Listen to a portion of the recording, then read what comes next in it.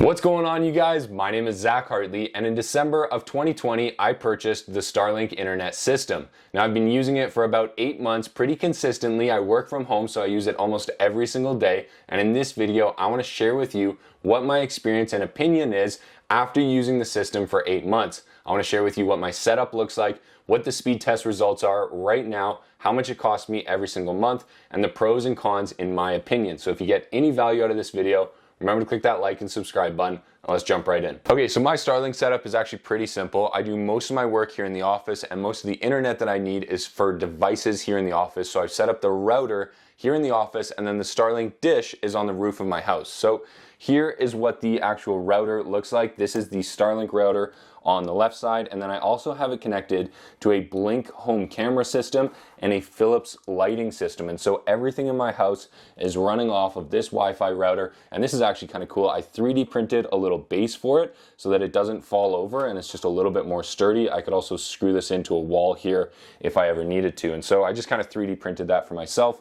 But this is what my setup looks like, and then this white cable here goes back to the power box, and the power box goes through the floor and out to the roof. And so that is my setup, and I'll go show you what the Starlink dish looks like now. Okay, so I'm up on the roof now, and it's a damn good thing that I am making this video because I secured my Starlink down with sandbags, and it looks like that definitely wasn't the right choice.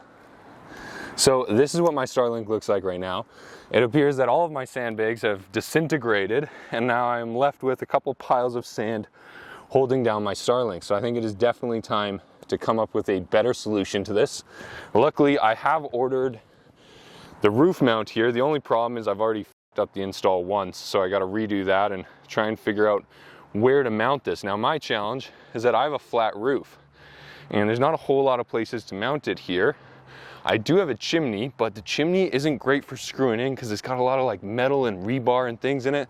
And I already tried once, but I couldn't get through it. So not a good sign. Definitely a good thing that I'm making this video though, because I was about to lose my Starlink. So don't secure your Starlink down with sandbags.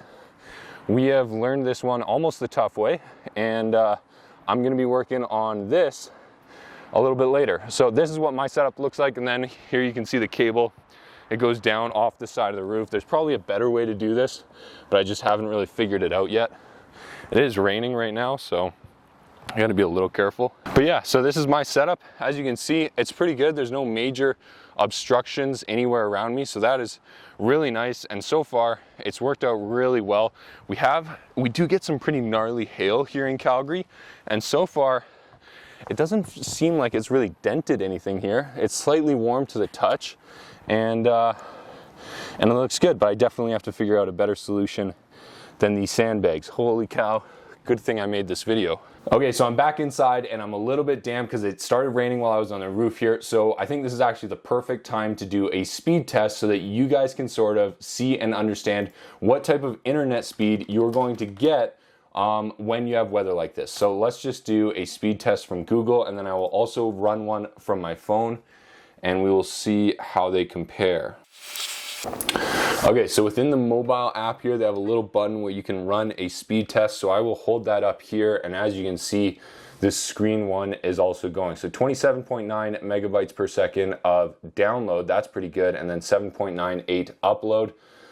This is giving us 27 as well. So that is what we were getting in the middle of rain right now in Calgary, Alberta. I should have mentioned that. I live in Canada, in Calgary, Alberta, and it is cold as hell here in the winters, and Starlink made it through the first winter. So that is very nice to see. So this is the speed test. This is what we can get. And so for me, this is really, really good because 90% of my work is trading stocks and monitoring the stock market and then making videos about any of the trades that I make.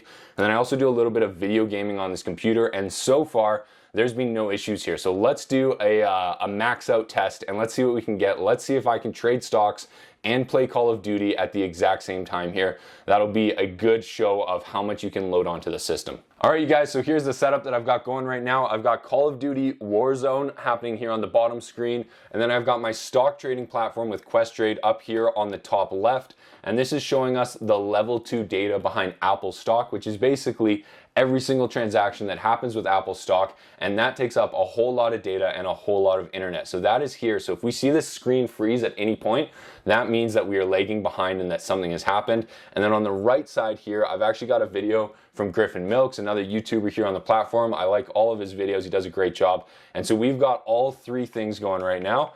And let's give this a little bit of a shot. Let's play. Let's see if we can get some kills. And let's see if anything slows down or freezes. Because as of right now, it's looking pretty good to me. So let's just see. We got a guy up here.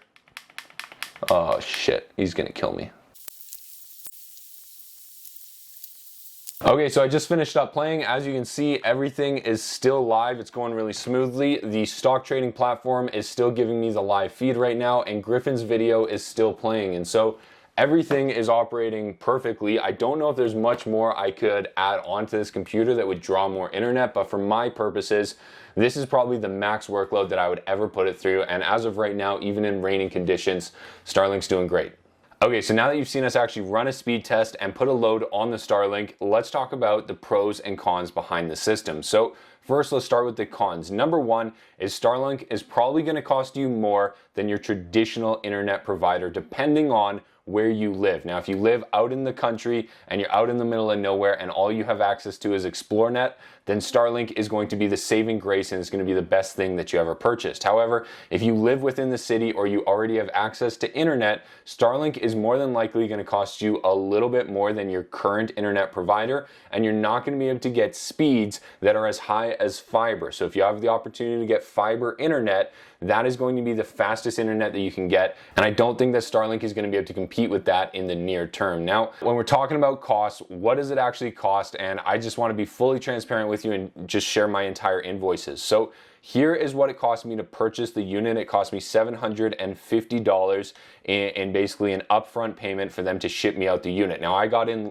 pretty lucky. I got in pretty early and I got my unit in like 2 or 3 weeks because I think I was one of the first people on the waiting list. I don't think that's the case right now. However, I paid about $750 Canadian for it. Now, on a monthly basis, I also have to pay for the service, and that cost for me is $135.45. This was my statement for August 15th to September 14th, so they charge you for the month ahead, and for me, as of right now, it's $135.45. So it's definitely a little bit more expensive than TELUS, but the service that you get out of it, the customer service, the experience, and being part of this basically movement and this beta test has been really exciting for me, and I'm really happy I've been able to test out the Starlink, and this is what it has cost me in order to do that. Now, the other con that you need to think about if you order the Starlink is that you need to have somewhere to mount it. Clearly, I messed that up with the sandbag, so I'm going to try and redo that and find something a little bit more permanent. But you do need to be able to mount this thing on your roof. So if you're not comfortable using a ladder or finding somewhere to mount it, you might have to have an additional cost of hiring somebody to mount it for you, or hopefully you can ask one of your friends or somebody that you know. But that is one of the other cons, that you have to mount this satellite dish, where you probably don't have to do that if you just use a standard internet provider. Now, the benefits of Starlink are absolutely huge. It's a really cool feeling, first of all, to just make a purchase and then come home and be able to set up your own internet system. That is just a really cool feeling up front. On top of that, you get pretty good service. You get pretty good internet speeds. It's not amazing, it's not fantastic. It's still going to take you a little while to download and upload videos, but it is pretty good. It does everything that I could possibly need it to do, so that is really, really nice. Now, the other benefits that I really like behind Starlink is that the customer service is fantastic. I actually had to return my first unit because it didn't work at all, and they sent me out a second unit within like a week's time, which was really, really nice. If you want to see that video and how I broke that first Starlink,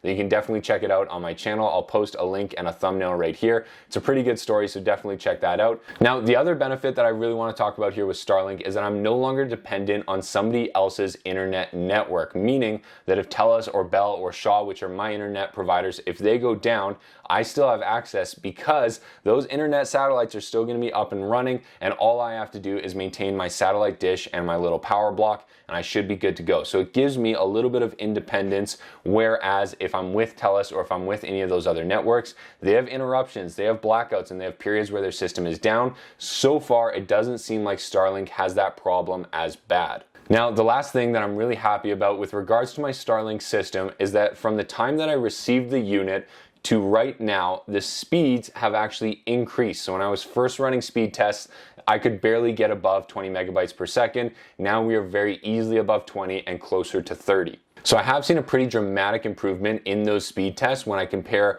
what I'm getting at now compared to what I was getting when I first got the system. It does seem like the speed is accelerating, and that's probably because they're putting more and more satellites into low Earth orbit, and it's just going to increase and improve the system overall. So I'm very, very excited about it. I do think it's going to get better in the future. I'm very happy with my purchase. If you're not on the waiting list right now for Starlink, you should probably get onto it, because I think there's a huge, huge opportunity here. And as soon as SpaceX can start to roll out a cell phone plan and a data plan for mobile phones, I think that is going to be the ultimate game changer and the ultimate kind of screw you to all of the traditional telecom companies, because I think it's going to give better service, and it's going to give you service anywhere you want, such as the mountains when you're camping or hiking or you're out on a trail. And TELUS and Bell and the traditional internet providers or the traditional cell phone networks don't provide that service. You'll be able to get service almost anywhere on Earth if SpaceX and Starlink start to provide cell phone service through their network. And I think that is in the roadmap. I don't think it's coming out right away, but I do think there is just huge potential there, so I'm very excited about it. Now, if you guys got any value out of this video, remember to click that like and subscribe button, and I will see you in the next video. Talk to you soon.